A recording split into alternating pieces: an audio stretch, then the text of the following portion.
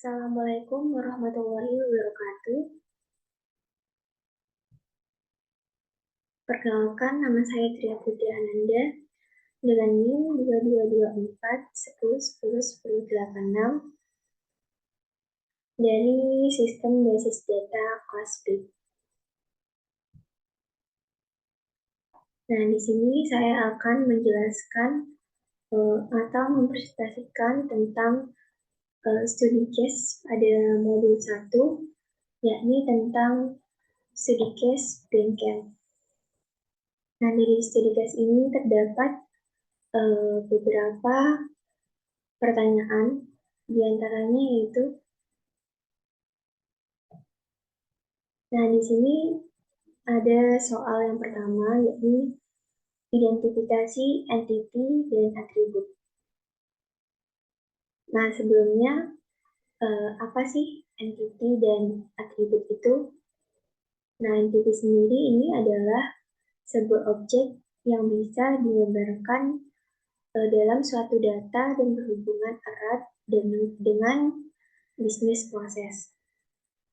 Nah, sedangkan atribut ini adalah karakteristik yang membedakan antara suatu entity dengan entity lainnya, sebagai karakter yang dimiliki oleh entity yang berperan memberikan penjelasan secara mendetail mengenai entity tersebut. Nah, jadi intinya atribut itu adalah poin penting yang ada dalam suatu entity dan berperan untuk menjelaskan secara detail dari entity tersebut, sehingga dapat membedakan satu entity dengan entity lainnya. Nah, untuk entity ini kategorinya juga ada seperti benda nyata, benda abstrak, dan juga peristiwa. Nah, dari soal studi case yang pertama itu, saya menemukan beberapa entity. Nah, di antaranya yang pertama yakni adalah entity bengkel. Nah, entity bengkel ini kategorinya termasuk benda nyata. Nah, kategori ini memiliki deskripsi untuk menyimpan informasi data tentang bengkel. Nah, alasan dijadikan menjadi entity ini, bengkel ini perlu dicatat karena menyimpan informasi yang akan dicatat pada nota pembelian. Nah, untuk atributnya sendiri terdiri dari ID bengkel, nama bengkel, alamat bengkel, dan nomor pos bengkel. Untuk keterangannya yakni karena dalam nota perlu dicatat informasi tentang bengkel. Nah, jadi bengkel ini perlu dicatat karena nantinya di nota itu tercantum beberapa data tentang bengkel. Jadi, intinya bengkel ini harus dimasukkan ke dalam entity. Nah, untuk selanjutnya di sini ada entity tentang kendaraan. Nah, kendaraan ini kategorinya termasuk ke dalam benda nyata, di mana untuk menyimpan data tentang kendaraan seseorang.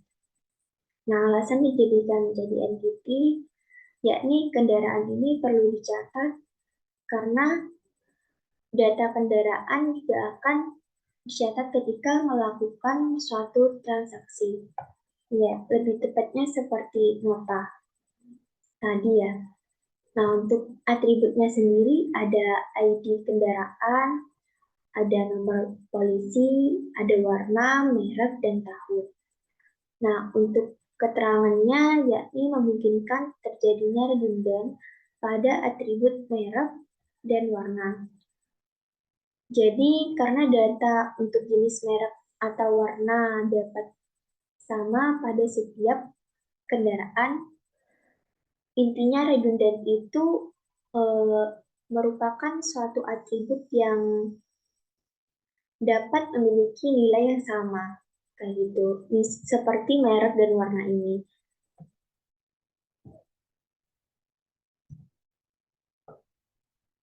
Nah, untuk selanjutnya, entity yang selanjutnya ya ini ada mekanik.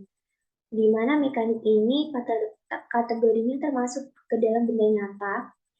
Nah, untuk menyimpan data tentang mekanik dalam bengkel. Mekanik ini semacam orang gitu ya, termasuk benda nyata, orang atau montir seperti itu. Nah, alasan dijadikan entity ini, mekanik ini perlu dicatat karena seorang mekanik adalah salah satu hal dari jalannya bisnis proses ketika menyervis suatu kendaraan gitu. Untuk atributnya sendiri terdapat ID mekanik, nama mekanik, dan juga nomor HP. Nah, untuk keterangannya yakni pada saat transaksi perlu dicatat untuk ID dan namanya. Untuk selanjutnya yaitu entity parts. Nah, kategorinya ini termasuk ke dalam benda nyata, di mana untuk menyimpan data sebuah part dalam bengkel itu sendiri. Nah, alasan untuk dijadikan entity yakni part ini perlu dicatat karena jika terjadi suatu transaksi, part juga harus dicatat di mana juga bagian dari jalannya bisnis proses itu tadi. Untuk atributnya sendiri terdiri dari kode parts, nama parts, dan juga harga. Untuk keterangannya yakni jika memasukkan jenis part di atribut dapat akan menjadi redundant dan menjadi entitas sendiri. Nah, seperti tadi akan menjadi redundant seperti itu. Nah, solusinya dari redundant ini harus membuat entity baru. Nah, jadi nantinya bagian jenis part ini dapat menjadi entity baru. Nah, selanjutnya yakni ada entity pelanggan. Nah, di mana pelanggan ini kategorinya termasuk ke dalam benda nyata. Nah, untuk deskripsinya sendiri yakni menyimpan data tentang customer pelanggan.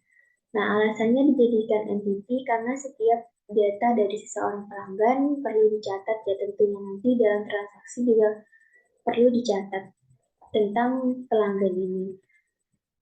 Dan atributnya terdiri dari ID pelanggan dan juga nama pelanggan. Untuk keterangannya yakni pada saat transaksi ini perlu dicatat terkait dengan pelanggan yang bersangkutan.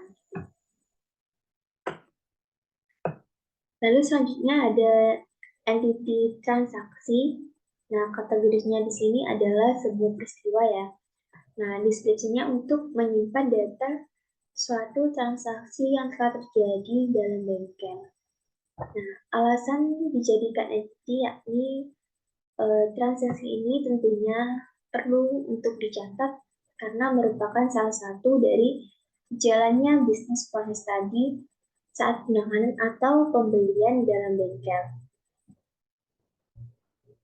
Untuk keterangannya sendiri ada nomor faktur, ada tanggal, kuantum, diskon, kode parts, nomor polisi, dan juga ID mekanik.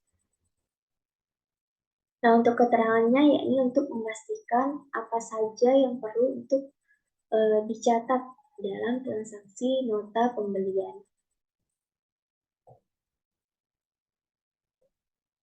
Oke, untuk selanjutnya ini ada identifikasi multi-value atribut dan juga redundant atribut.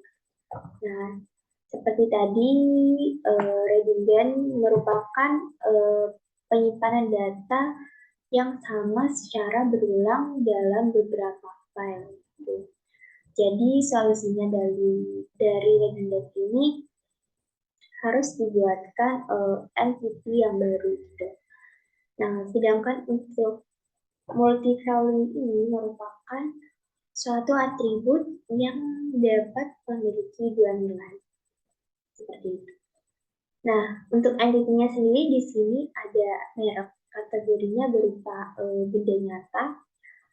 Deskripsinya yakni untuk menyimpan informasi data tentang merek suatu kendaraan. Nah, alasan untuk dijadikan entity ini karena jika dimasukkan dalam entity kendaraan dapat menjadi redundant atribut sehingga perlu untuk membuat entity sendiri. Nah, jadi kemungkinannya dapat redundant ya, nilainya bakal ada yang sama gitu. Jadi harus membuat entity sendiri. Nah, untuk atributnya sendiri terdiri dari ID merek dan juga nama merek. Untuk keterangannya yakni ketika merek menjadi entity baru, maka atribut tersebut dapat dihapus dari entity kendaraan. Jadi nantinya di entity kendaraan itu merek itu sudah dihapus karena nantinya akan membuat entity tersendiri, entity baru gitu.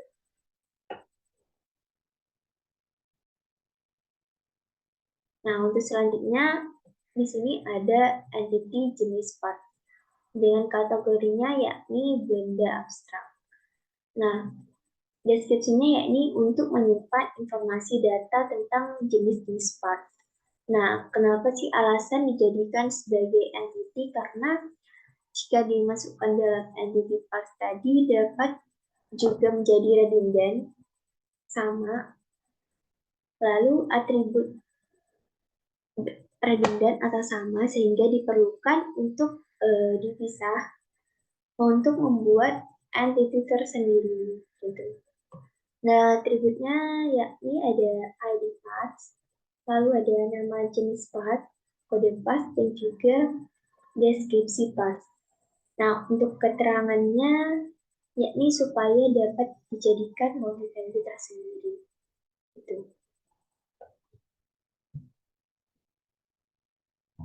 Nah, untuk soal yang ketiga ini, catat atribut yang tidak bisa dimasukkan ke entity yang ada. Nah, apa saja atribut yang tidak perlu untuk dimasukkan ke dalam entity yang sudah ada? Nah, di sini saya menemukan jumlah atau total harga. Jadi di studi case tadi itu kan ada total harga. Nah, di sini ada total harga atau jumlah gitu ya.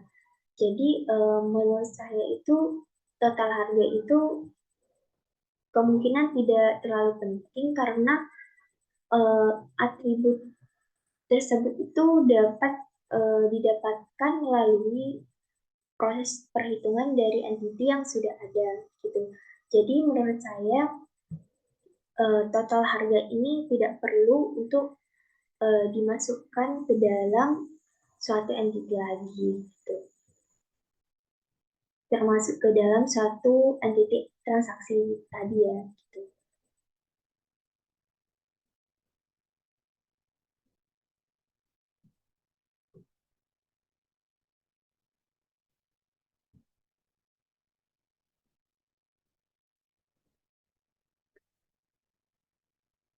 Baik, saya Elviernya di sini untuk melanjutkan ke pertanyaan selanjutnya. Nomor 4, tentukan primary UID dan secondary UID setiap entitinya. UID atau Unique Identifier adalah atribut atau kombinasi beberapa atribut entity yang bisa digunakan untuk mengidentifikasi satu instance entity secara tepat. Di sini sebelumnya sudah dijelaskan oleh rekan saya, yaitu nama-nama entity yang ada dalam studi case di awal, yaitu terdapat transaksi, kendaraan, merek kendaraan, jenis barang, pelanggan, bengkel, dan mekanik. Untuk di sini untuk pengertian artifisial atau natural yaitu buatan. Jadi UID ini kan termasuk nama unik. Jadi untuk artifisial Nomor unik ini termasuk buatan dari pengolah data, bukan ada sejak awal. Untuk natural tersebut artinya sudah ada sejak awal dan umumnya bersifat paten. Untuk primary dan secondary, primary ini umumnya untuk UID tersusun dari beberapa angka, sedangkan secondary yaitu susunan beberapa huruf atau membentuk suatu kalimat. Singkatnya seperti itu. Jadi untuk entity transaksi memiliki UID nomor faktur, ID kendaraan, dan ID mekanik. Untuk nomor faktur atau nomor penjualan sudah tercantum sejak awal, jadi bersifat natural dan tersusun dari beberapa angka, maka dari itu termasuk ke dalam primary. Untuk ID kendaraan juga termasuk natural dan primary, karena ID kendaraan ini pada umumnya sudah ada dari pihak kepolisian, jadi hal itu termasuk sudah paten dan tidak bisa diubah atau diupdate. Jadi termasuk ke dalam natural dan ID kendaraan itu susunan dari beberapa angka, jadi termasuk juga ke dalam primary. Untuk ID mekanik di sini bersifat artifisial atau buatan dan termasuk ke secondary. Mengapa artifisial dan secondary? Karena di sini pada studi case ini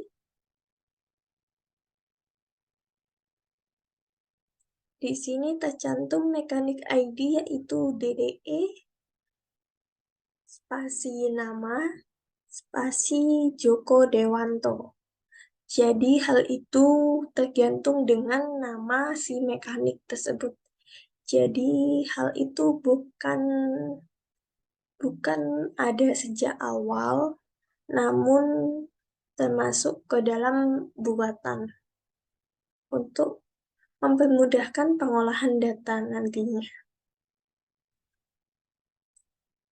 Dan ID mekanik tadi bersifat, maaf sebelumnya, ID mekanik tadi tersusun dari beberapa huruf dan termasuk ke dalam secondary.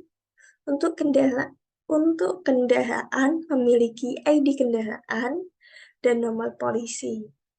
ID kendaraan bersifat natural dan primary. Untuk nomor polisi juga bersifat natural karena juga sudah tercantum dari awal dan bersifat paten dari pihak polisi, seperti nomor polisi tersebut merupakan plat nomor kendaraan, maka dari itu bersifat natural dan primary. Untuk merek kendaraan sendiri atau memiliki ID merek yang bersifat natural dan primary. Untuk jenis barang, memiliki UID ID jenis barang dan bersifat artifisial. Artifisial karena jenis barang hal itu tidak memiliki ID dari awal. ID tersebut merupakan buatan untuk mempermudahkan dalam pengolahan data nantinya. Dan termasuk ke dalam secondary karena pada umumnya hal ini contoh untuk jenis barang mesin-mesin pada bengkel mesin, jenis barangnya ID biasanya mesin 01 begitu. Jadi termasuk ke dalam secondary. Untuk barang atau parts memiliki ID barang yang bersifat natural. Natural karena pada barang ID barang tersebut biasanya umumnya tercantum dalam kemasan yang sudah ada dari pabrik. dan memiliki susunan angka-angka. Jadi termasuk natural dan primary. Untuk pelanggan, memiliki ID pelanggan bersifat natural dan primary. ID pelanggan ini ya bersifat natural dan primary. Untuk bengkel memiliki ID bengkel. ID bengkel bersifat artifisial karena bengkel tidak memiliki ID yang ada dari awal. Jadi ID bengkel ini juga dibuat untuk memudahkan dalam pengolahan data. Dan sifatnya juga primary. Untuk mekanik, memiliki ID mekanik bersifat artifisial dan secondary. Untuk soal selanjutnya, nomor 5, identifikasi relationship antar entity. Jadi di sini transaksi tidak mungkin berhubungan dengan transaksi. Kendaraan tidak mungkin berhubungan dengan kendaraan, dan sebagainya. Untuk transaksi juga tidak memiliki hubungan atau relationship dengan kendaraan. Nantinya relationship ini akan dibahas di modul 2. Untuk transaksi juga tidak memiliki jenis barang, tidak memiliki hubungan dengan jenis barang. Namun, transaksi memiliki hubungan dengan bengkel, transaksi memiliki hubungan dengan mekanik, transaksi memiliki hubungan dengan pelanggan. Nah, untuk kendaraan di sini memiliki hubungan dengan merek kendaraan dan pelanggan. Untuk jenis barang, memiliki hubungan dengan barang atau parts, dan bengkel memiliki hubungan dengan barang atau parts.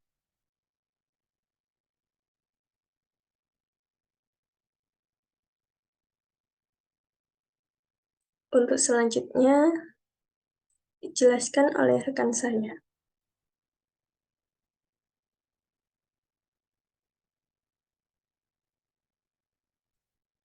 Untuk studi case nomor 2, studi case ini sama dengan studi case nomor 1, modul 1. Namun di sini untuk nomor 1, beri nama relationship. Sebelumnya sudah saya jelaskan bahwa relationship yang terjadi dalam antar entity sudah saya jelaskan, dan di sini untuk nama dapat dibaca dari sini ke atas sini. Jadi untuk transaksi bertempat di bengkel. Transaksi dicatat oleh mekanik dan transaksi dilakukan oleh pelanggan. Jadi hal itu termasuk relationship yang sudah saya jelaskan di soal sebelumnya. Di sini saya beri nama bahwa transaksi terjadi di bengkel memiliki hubungan transaksi dengan bengkel, transaksi bertempat di bengkel, transaksi dicatat oleh mekanik, dan transaksi dilakukan oleh pelanggan. Untuk kendaraan, memiliki relationship dengan merek kendaraan dan pelanggan. Kendaraan memiliki merek kendaraan dan kendaraan dipunyai oleh pelanggan. Jenis barang. Jenis barang terdiri dari beberapa barang, dan bengkel merupakan tempat terjadinya transaksi bengkel menjual barang. Untuk barang berhubungan dengan jenis barang dan bengkel. Barang merupakan jenis barang dan barang dijual di bengkel. Untuk mekanik memiliki hubungan dengan transaksi. Mekanik mencatat transaksi. untuk merek kendaraan dimiliki kendaraan. Pelanggan melakukan transaksi dan mempunyai kendaraan.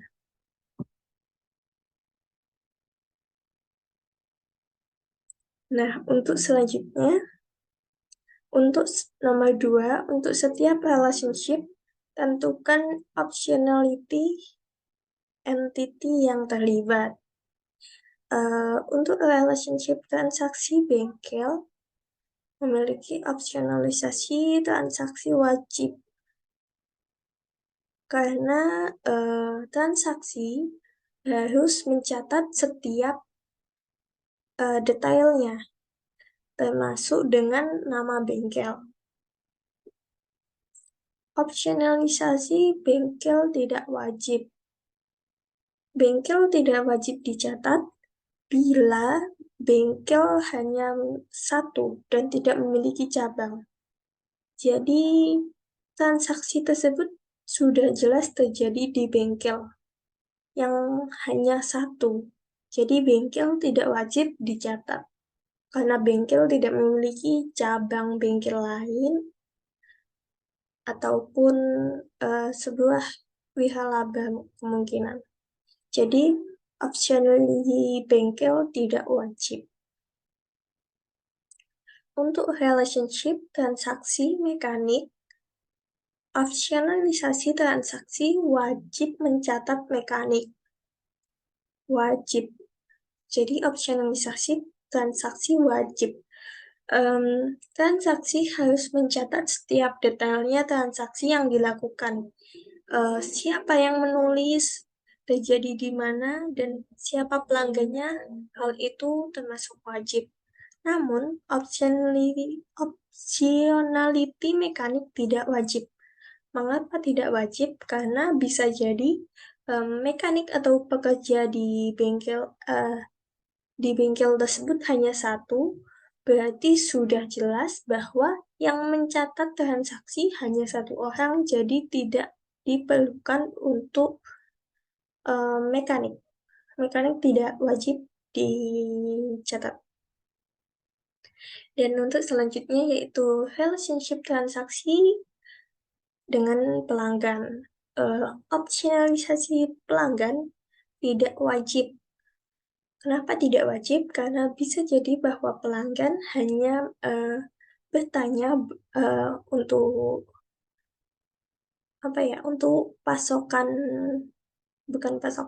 untuk adanya barang atau tidak. Pelanggan bisa jadi hanya bertanya bahwa apakah ada ban dalam atau tidak, apakah ada oli jenis A atau tidak. Bila oli jenis A tersebut tidak ada, maka pelanggan tidak melakukan transaksi. Maka dari itu pelanggan tidak wajib dicatat. Namun dalam opsionalisasi transaksi, tentunya wajib untuk mencatat pelanggan karena untuk seperti yang setelah saya jelaskan tersebut, transaksi wajib mencatat setiap detailnya transaksi untuk pengolahan data. Dan untuk selanjutnya yaitu relationship kendaraan dan merek kendaraan. Opsionalisasi kendaraan tidak wajib karena kendaraan memiliki ID kendaraan yang tidak dimiliki oleh kendaraan lain, sehingga tidak wajib untuk mencatat merek kendaraan karena tanpa merek kendaraan pun kendaraan tersebut sudah teridentifikasi. Namun, untuk merek kendaraan wajib mencatat kendaraan karena merek kendaraan tidak hanya satu. Merek kendaraan tidak hanya memiliki satu jenis kendaraan. Misalnya untuk Vario, tentunya Vario yang berada di pasaran ini memiliki berjuta-juta kendaraan, tidak hanya satu. Jadi merek kendaraan perlu mencatat kendaraan sebagai detailnya. Untuk relationship kendaraan dan pelanggan, optionality kendaraan wajib. Namun, optionality pelanggan tidak wajib. Untuk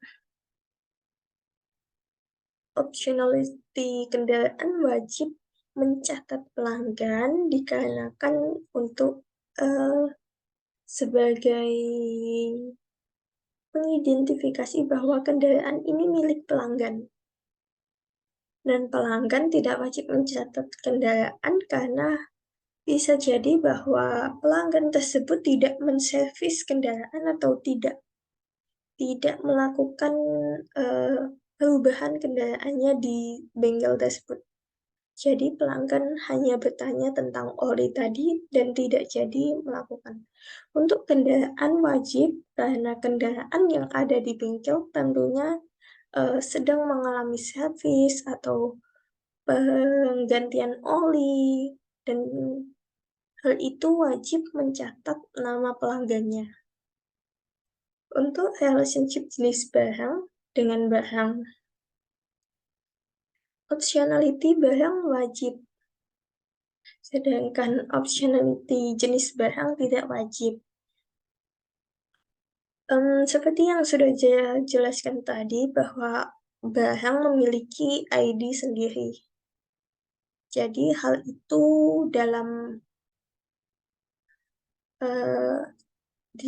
itu wajib dilakukan untuk pencatatan bahwa barang dan jenis barangnya tidak wajib dicatat.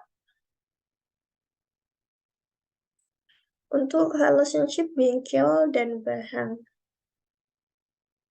bengkel wajib dan barang tidak wajib.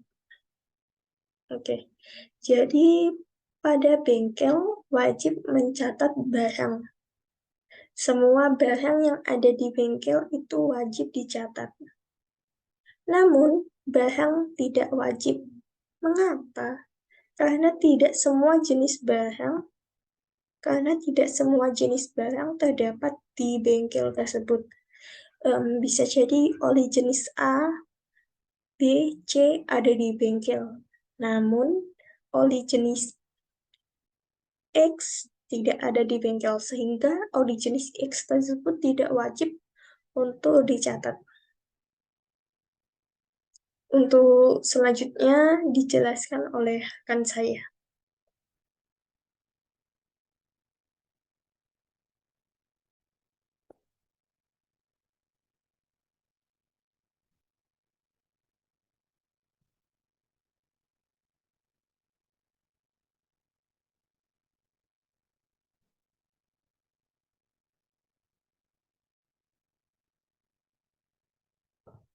Baik, untuk selanjutnya yakni untuk setiap atribut tentukan cardinality setiap entity yang terlibat. Nah, jadi di sini untuk cardinality sendiri ada 3, yakni one to many, ada many to many, ada one to one juga. Nah, untuk one to one sendiri ini merupakan baris data pada tabel pertama yang diberikan hanya ke satu basis data pada tabel kedua. Lalu ada one to many. One to many ini setiap basis data dari tabel pertama dapat dihubungkan ke satu baris atau lebih data pada tabel kedua. Nah, lalu ada many to many. Many to many ini adalah suatu baris atau lebih data pada tabel pertama yang dihubungkan ke suatu atau lebih baris data pada tabel kedua. Nah, jadi untuk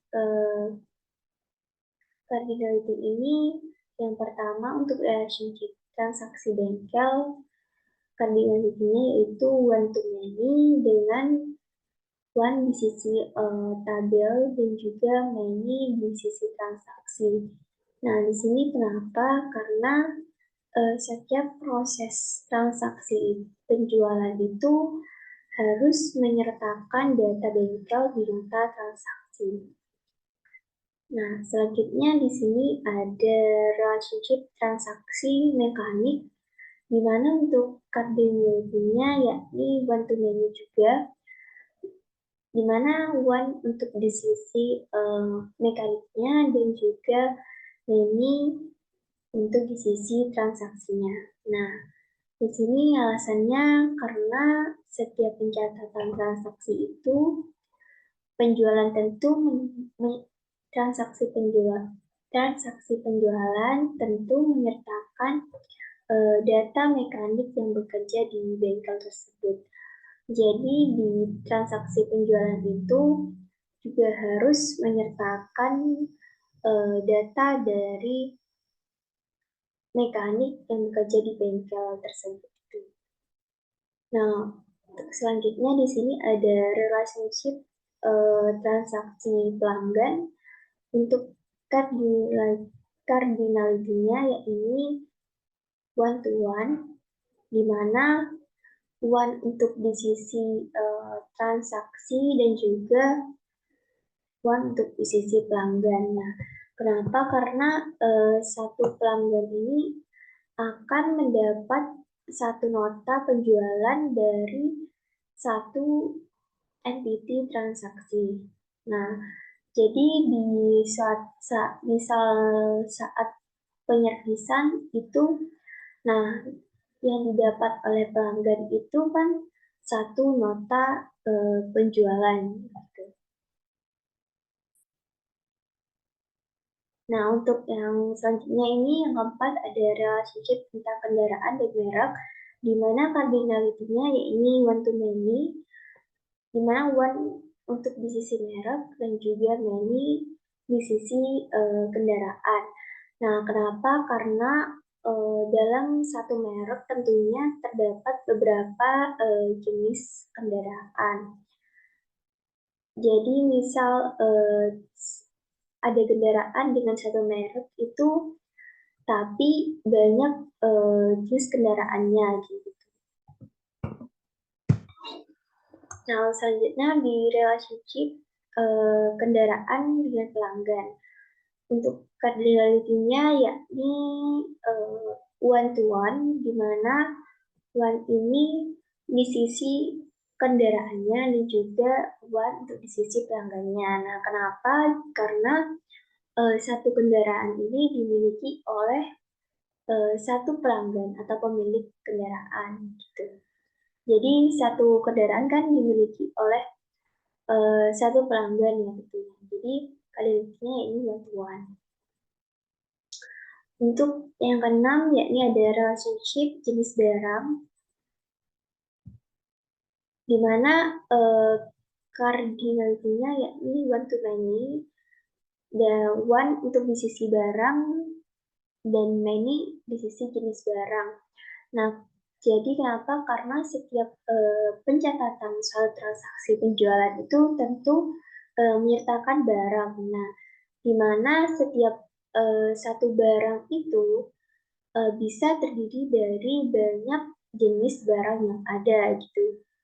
Jadi cardinality-nya ini one to many, di mana satu barang itu dapat berisikan beberapa dari jenis barang.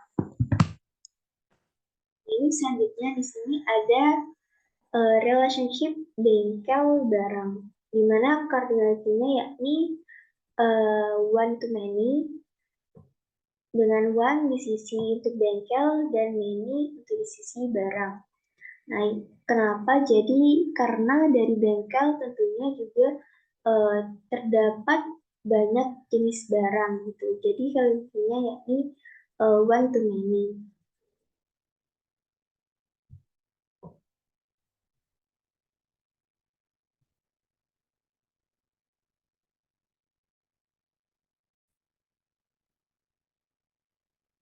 Baik, untuk selanjutnya yaitu pembuatan IRD.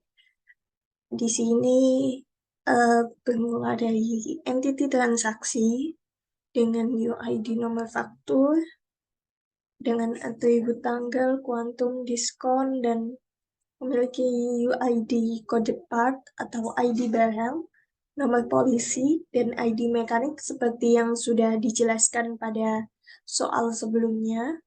Di sini memiliki relationship one to many dengan mekanik. Transaksi bisa dicatat oleh mekanik dan mekanik mencatat transaksi. Jadi untuk pencatatan transaksi ini tidak hanya dilakukan oleh satu mekanik, bisa dilakukan oleh banyak mekanik. Dengan UID, ID mekanik, dengan atribut nama mekanik, dan nomor HP. Untuk selanjutnya, transaksi one-to-one. Transaksi dengan pelanggan. Satu transaksi hanya dilakukan oleh satu pelanggan. Seperti contohnya, si A membeli oli dengan di bengkel B. Pasti hanya membeli oli B, membeli oli A, dan oli C. Meskipun terdapat pembelian tiga kali, tiga barang, namun hanya dilakukan satu kali transaksi. Jadi untuk hubungannya yaitu one to one. Jadi transaksi dilakukan oleh pelanggan dan pelanggan melakukan transaksi.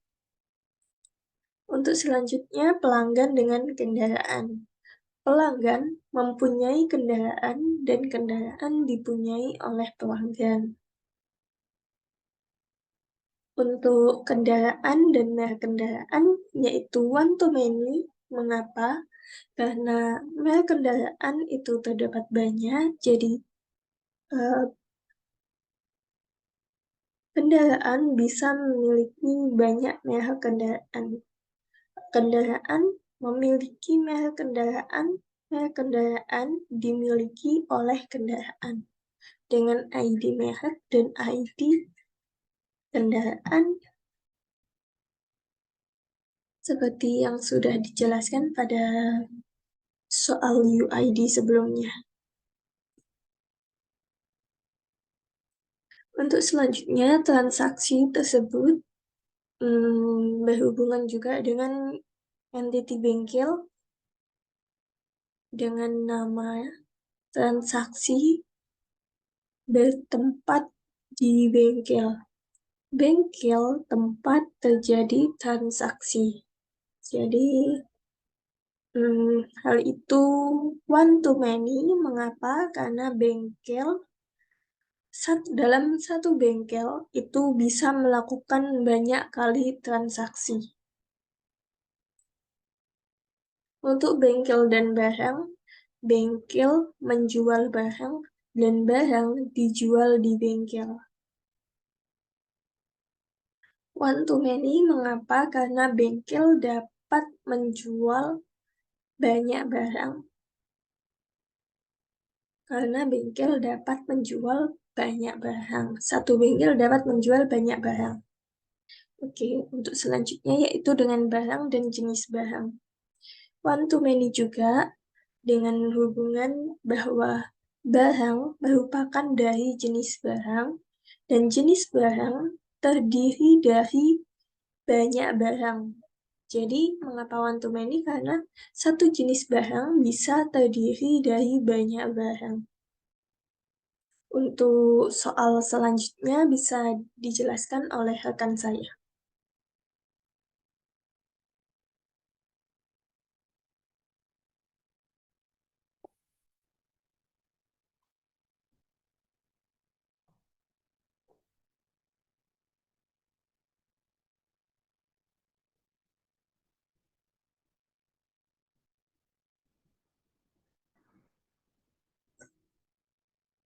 Baik, untuk selanjutnya yaitu membaca relationship menggunakan ARTs. Nah, yang pertama di sini ada relationship transaksi bengkel.